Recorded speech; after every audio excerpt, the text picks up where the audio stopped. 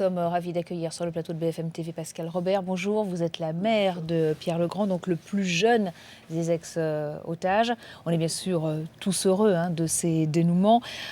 Première question, comment va votre fils? Comment est-ce que vous le trouvez? Bon, il va plutôt bien, je le retrouve, c'est bien lui. Euh, Physiquement, là, les premiers examens de santé, il nous a dit tout va bien.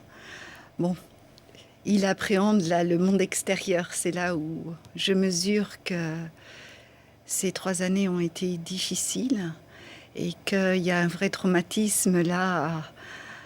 Même de regarder par la fenêtre et d'apercevoir là tous les médias, c'était non, vouloir se protéger.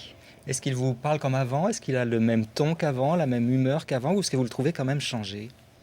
Non, je le retrouve bien. C'est bien son ton, la même complicité avec son frère, avec ses sœurs. C'est surtout là que je peux les observer, que je retrouve. Voilà. Vous avez vraiment l'impression de retrouver votre fils et pas quelqu'un qui aurait un peu changé, puisque quand même c'est très éprouvant, 3 ans de captivité. Ouais, non, c'est bien lui. Voilà. Il n'y a pas de doute. Justement, qu'est-ce qu'il vous raconte sur ces conditions de détention? Déjà, est-ce qu'il en parle un peu, beaucoup, et qu'est-ce qu'il vous dit? Il en parle très très peu. Je pense qu'il attendait le débrief avec les services, pouvoir vider, parce qu'il ne sait pas trop ce qu'il doit dire, pas dire, comment, et quelquefois il dit non mais je vous raconterai plus tard ça. Mais est-ce que vous sentez malgré tout une envie de parler, une envie de se libérer, ou est-ce que vous pensez quand même que la parole sera difficile à libérer? non, je pense que il se retient, mais il a envie de parler, de raconter les choses. Pas tout, je pense qu'il y a des choses très très difficiles et que justement il veut peut-être nous préserver un peu de ça. J'ai compris qu'en tous les cas, la période de la guerre au Mali avait été terrible pour eux. Alors, il y a une très forte attente. On a envie de savoir un petit peu leur quotidien. Est-ce qu'ils pouvaient manger comme ils voulaient? Est-ce qu'ils pouvaient boire comme ils voulaient? Est-ce qu'ils pouvaient bouger un petit peu? Qu'est-ce que vous savez déjà? J'ai l'impression qu'ils étaient, oui, essentiellement à l'extérieur. C'est ce qu'il me dit, en fait, c'était très confiné avec très peu de personnes. Et c'est pour ça que d'être projeté là avec beaucoup de gens autour, en fait, il est un peu perdu, quoi. Et voilà. Pour la nourriture, ça dépendait de la qualité du traiteur, C'est-à-dire, comme il qu'est-ce qu'il dit. pouvait y avoir? C'est-à-dire que c'est des gens qui faisaient la cuisine et selon, voilà, c'était plus ou moins bien cuisiné, plus ou moins bon. Et On parle de viande de chameau séché, de choses comme ça? oui, là, j'ai pas trop le détail, mais les pâtes, il en veut plus, qui m'a dit. Il privilégie tout ce qui est volaille et poisson et légumes. Donc il y a des choses qu'il ne veut plus du tout manger. Oui, voilà, pour l'instant, c'est ça, quoi. Est-ce que, à part les repas qui devaient être les temps forts de la journée certainement, est-ce qu'ils pouvaient lire? Est-ce qu'ils avaient accès de temps en temps à une radio? Est-ce qu'ils avaient un contact possible vers le monde extérieur? C'est sur la fin qu'ils ont eu en fait des contacts radio. Il m'a dit qu'effectivement il avait entendu son papy sur RFI. Et autrement, les informations qu'ils avaient de temps en temps, c'était, il me dit, c'est les Moudjahidines m'ont dit que, et pareil que mon père, son papy, s'était exprimé aussi à la télévision, sur RFI, à la radio. Donc ils ont eu quelques informations, je crois, données par les ravisseurs. Et puis sur la fin, ils ont pu accéder à la radio, mais sinon, non. Puis après, on n'a pas trop échangé sur le déroulement de la journée. Et alors ces conditions de vie, bien sûr, sa santé, je suppose qu'en 3 ans, il a eu des conditions aussi éprouvantes. Il est peut-être tombé malade. Est-ce qu'il a été soigné? Comment? Oui, ils disaient qu'ils avaient trouvé alors, soit il y avait des médicaments qui étaient à disposition pour se soigner, ou il m'a dit, mais je ne sais pas comment il a appris ça, reconnaître des plantes aussi pour prévenir, alors peut-être c'est de la dysenterie, de la diarrhée ou quelque chose comme ça. Enfin, voilà, ils avaient de quoi quand même se soigner. Et quelles étaient ses relations avec les ravisseurs? Est-ce qu'il pouvait leur parler? Est-ce qu'ils se comprenaient? Dans quel état? Comment ça se passait ces relations entre Alors ça, kidnappés et kidnappeurs? ouais, il a pas trop dit parce que moi, je lui ai posé la question, mais quand tu me dis, les Moudjahidines m'ont dit que, j'ai dit en quelle langue? Et il a dit, nous, il y avait quelqu'un qui parlait en français. Et après, il a dit, mais ça, je te raconterai plus tard. Mais j'ai compris qu'il y avait l'anglais, le français et l'arabe, et puis le tamatchek, ou je sais pas, enfin, un dialecte. Et donc, en fait, il a un peu les mots de tout pour s'exprimer. Vous avez l'impression qu'ils ont plutôt été bien traités, enfin comme on peut l'être en pareille situation, ou qu'à un moment, les ravisseurs ont peut-être été très durs avec eux? Là, j'ai pas ressenti, ils n'ont pas exprimé, en tous les cas, de mauvais traitements, d'avoir subi de mauvais traitements des ravisseurs. Alors un point important aussi, apparemment, il n'a jamais été réellement seul. Il y avait toujours d'autres otages Toujours avec Marc. avec Marc. Depuis le début, Marc et Pierre ont été ensemble. Et j'entendais tout à l'heure Alex, le Pierre de Thierry, dire, effectivement, là, on les sent très, très proches, les quatre, mais particulièrement là, Pierre et Marc, qui ont toujours été ensemble. Un regard, voilà,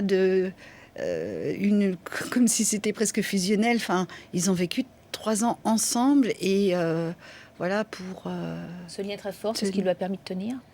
Oh, je pense, d'être à 2, ça doit être énorme. Et je sais que Marc, qui est plus vieux que Pierre et qui avait une expérience plus importante de l'Afrique, je pense lui a permis, a été très, très bénéfique. Enfin, en tous les cas, je pense qu'il a été protégé et bien entouré. On sait qu'il y a 2 otages qui ont essayé de s'évader. Est-ce que ça a été le cas de Pierre, C'est pas Marc Pierre, votre et fils? Pierre, non. Non. Ils sont restés tranquilles parce que je crois qu'ils avaient mesuré l'étendue du désert dans lequel ils étaient. Et bon, voilà. Alors hier soir, vous avez pu partager un vrai moment de retrouvailles avec votre fils. Bien sûr, il y a eu les retrouvailles à l'aéroport, mais un peu plus d'intimité quand même. Hier soir, qu'est-ce que vous vous êtes dit? Oh, c'est surtout... Alors moi, j'ai eu un coup de fil déjà mardi soir. Il m'a appelé et c'est le téléphone qui a fini par couper. Il ne devait plus avoir de crédit, sinon on serait resté un moment. Il était plus de minuit, je crois, quand il a appelé. Et c'est de demander les nouvelles de la famille. Sa première... Parce que c'est « Allô, maman ? Pierre, t'es où ?» Voilà. Et puis, sa première question, mais tu vas bien, t'es pas malade? Voilà. Et je dis, non, mais ça va bien, mais c'est surtout toi, comment tu vas? Voilà, c'est... Et puis, voilà, les choses s'enclenchent. Il y a la maman, il y a un frère, il y a 2 sœurs, il y a la fiancée aussi. Oui. Comment ça se passe, les retrouvailles 3 ans après, avec la fiancée? Eh ben, il faudrait qu'elle puisse vous raconter, mais voilà, c'est... Ouais, c'est comme elle dit, c'est tout juste parce que elle aussi, elle l'a eu au téléphone et en raccrochant, c'est tout juste, il pense à prendre du pain, quoi. Voilà. Comme si c'était hier, ce qui est assez surprenant quand même, parce que 3 ans de captivité comme ça pourrait changer une personne. Une personnalité. Alors, on a quand même vu les 4 otages hier à Villacoublay, prostrés, très en retrait, ne voulant pas s'exprimer. Il vous a dit pourquoi? Il vous a expliqué? Oh, c'est que c'est vraiment une protection, quoi. Ils sont pas du tout habitués, Pierre, alors là, et pour cause, je le sais, à s'exprimer et à s'exposer publiquement. Et donc c'était, non, on se planque le plus possible. C'était un choix délibéré de se cacher derrière les chèches. Ce comité d'accueil avec le président de la République, c'était presque un peu trop pour eux. Ben oui, c'était obligatoire, mais ils n'auraient pas choisi ça. Voilà. C'était le minimum obligatoire. Alors ils ont fait avec, et puis ils ont été libres de pouvoir justement garder leur chèche, et c'était très bien, quoi, pour se protéger de cet extérieur là qui arrive et auquel 3 ans au milieu du désert avec très peu de gens autour d'eux. Non, c'était énorme, quoi. Donc c'est difficile à vivre, mais il y a une polémique, vous l'avez certainement entendu, c'est Marine Le Pen qui s'est interrogée sur pourquoi cette barre, pourquoi ce chèche. On va l'écouter, on va avoir votre réaction ensuite. C'est vrai qu'on pouvait avoir une sorte de sentiment de malaise, car encore une fois, pour beaucoup de Français, pour moi et pour ceux qui sont profanes, il s'agissait là de symboles de leur détention, de symboles de la situation, si vous voulez, d'esclavage quasiment, de privation de liberté dans lequel ils ont été durant encore une fois des années, hein, parce que c'est une très longue détention. Voilà. Moi, je veux dire, je n'ai pas voulu rentrer dans des hypothèses, je ne le veux toujours pas d'ailleurs. J'ai exprimé un ressenti. Peut-être n'aurais-je pas dû exprimer un ressenti, mais je pense que c'est un ressenti que je n'ai pas partagé seul. Ça vous choque, ce ressenti de Marine Le Pen? Ça me choque pas. Je me dis, elle n'a pas été à leur place, alors elle ne peut pas savoir. Mais, et puis elle est habituée à s'exposer et à être exposée, eux pas du tout. Et préparer une mise en scène aurait été terrible pour eux. Je pense que c'était bien de leur laisser le choix de pouvoir justement sortir comme ils le souhaitaient et de pouvoir se protéger un peu du monde extérieur encore. Penser aussi aux autres otages. Et voilà, ça a été dans le choix là, de garder surtout leur barbe. Ils ont conscience, ils savaient qu'il y avait d'autres otages à la fois au Sahel et ailleurs. Et par solidarité, pour eux c'est très fort. Ils ont vraiment ça en tête qu'il y en a d'autres. Et ça, je trouve que c'est tout à leur honneur, c'est-à-dire qu'eux, ils sont libres, mais de penser aux autres. Et comme nous, hein, d'ailleurs, on sait qu'il y en a d'autres. D'ailleurs, samedi à Nantes, le rassemblement est maintenu, le premier samedi de chaque mois, justement parce que ce rassemblement va être pour les autres otages. Alors vous avez retrouvé votre fils, vous dites qu'il a presque pas changé. Est-ce que vous sentez, malgré tout, que le retour à une vie, entre guillemets, normale, à une vie comme avant, sera peut-être un processus un petit peu long, un peu difficile? Oh, ça va prendre du temps, oui. Mais c'est normal. Et justement, je crois que c'est de laisser ce temps et de laisser eux, les otages, prendre le temps nécessaire qui est indispensable, quoi. Est-ce qu'il a déjà exprimé une envie, parce qu'il est parti en VIE, en volontariat d'entreprise à l'étranger, il est au début de sa carrière professionnelle, il n'est donc pas salarié réellement d'Areva. Qu'est-ce qu'il peut faire, qu'est-ce qu'il a envie de faire? Alors lui, il est parti en plus, donc VIE, mais avec la Satom Vinci. Et d'ailleurs, ça a été sa question aujourd'hui, ce matin, mais je suis quoi? Parce que, et du coup, moi je lui ai dit que l'entreprise Vinci avait été très très présente comme soutien. Donc Marc, lui, connaît bien son employeur depuis très très longtemps, donc on a échangé un peu par rapport à ça. Et donc je pense qu'il va rencontrer aussi les gens de Vinci et de la Satom. Mais il s'interrogeait, voilà, je lui ai dit, non, maintenant tu as un statut un peu particulier qui a été mis en place. Et toutes ces questions-là vont venir petit à petit. Quant à son avenir, on échangeait avec Marion ce matin. C'est vrai que, en fait, il est comme tous ses copains. Qui s'inquiète déjà de son avenir professionnel? Pas plus que ça, mais Marion lui a dit, mais en fait, dans la bande, il y en a beaucoup qui sont, oui, qu'est-ce que je vais faire dans la vie? Je poursuis comment? Donc en fait, il va pouvoir échanger avec les copains parce qu'il en est au même stade. C'est-à-dire qu'il est parti pour, élargir son expérience professionnelle. Puis après, qu'est-ce que je fais? Il en est à la question, comme tout le monde, qu'est-ce que je fais? Et puis il va regarder tout ça, il va prendre le temps, mais là-dessus...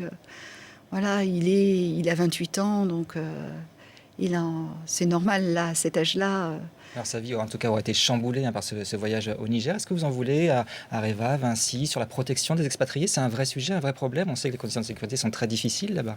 Alors ça, c'est un sujet qui va être abordé Il y a toujours une enquête qui est menée pour savoir répartir les responsabilités, puisque il y a eu un enlèvement, donc il y a eu une défaillance à un moment donné. Ça, c'est l'étape suivante. Pour l'instant, ces questions-là... qui passera par la justice, par exemple?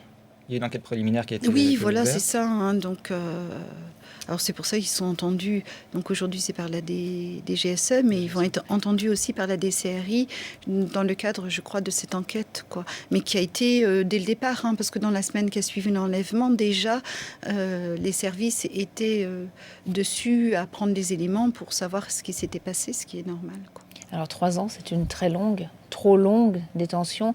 Est-ce que vous avez envie de savoir pourquoi ça a duré aussi longtemps et est-ce que vous pensez que malgré tout, la France aurait peut-être pu agir plus rapidement pour libérer les otages? C'est la grande question, quoi, même pour eux. La durée, ça a duré trop longtemps. Pourquoi?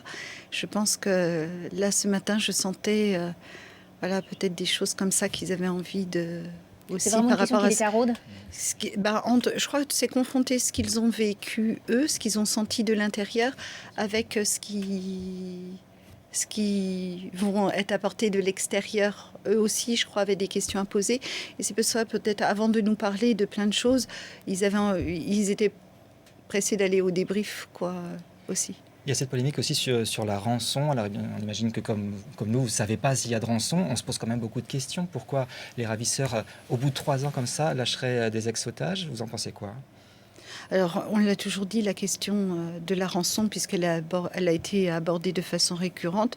Nous, les familles, on a une position très claire sur les modalités de négociation et de libération. On n'a pas accès, on n'a jamais eu la main. Et le comment ne nous appartient pas, ne nous appartenait pas et ne nous appartiendra jamais. Notre préoccupation à nous, c'était de les retrouver sains et saufs. On les a retrouvés sains et saufs. Et ça, c'est un grand moment de bonheur pour vous. Et je souhaite vraiment que pour les autres familles qui sont en attente de leurs proches, la même chose puisse se faire. C'est-à-dire de ne pas se soucier du comment. Ça, il y a des gens compétents pour savoir ce qu'il y a à faire dans ces cas-là. Le principal, c'est de les retrouver. Alors ces 3 ans, ça a été une épreuve pour votre fils, une épreuve pour vous, pour toute la famille.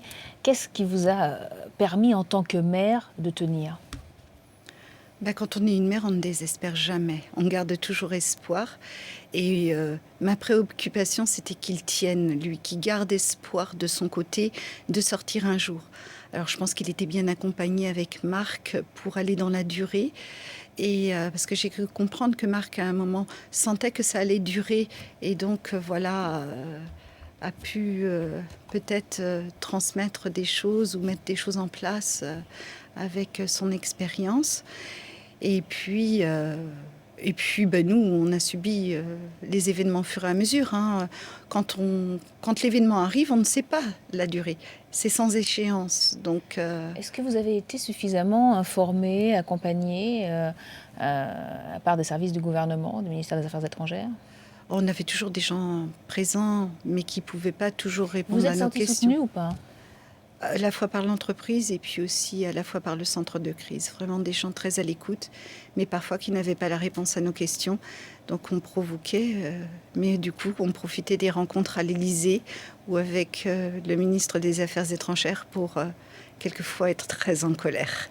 Et là manifester notre impatience surtout et notre incompréhension avec toujours l'objectif, c'était qu'il sorte le plus vite possible.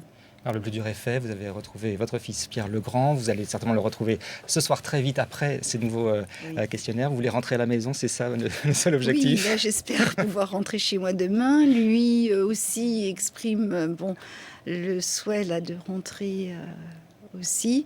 Après, il va s'organiser avec sa fiancée aussi. Ouais. Et puis, il y a ses sœurs qui sont pas loin, qui veulent pas le lâcher. Voilà. Il a des choses à découvrir. Voilà. Il a eu au téléphone ses grands-parents de part et d'autre. Il va aussi aller leur rendre visite. Voilà, c'est ça, parce que on n'est pas tout le monde à Paris, et petit à petit, quoi. Voilà. Mais je crois qu'il a besoin de temps. C'est vraiment... Il ne peut pas élargir tout de suite, même par téléphone. C'est très, très limité.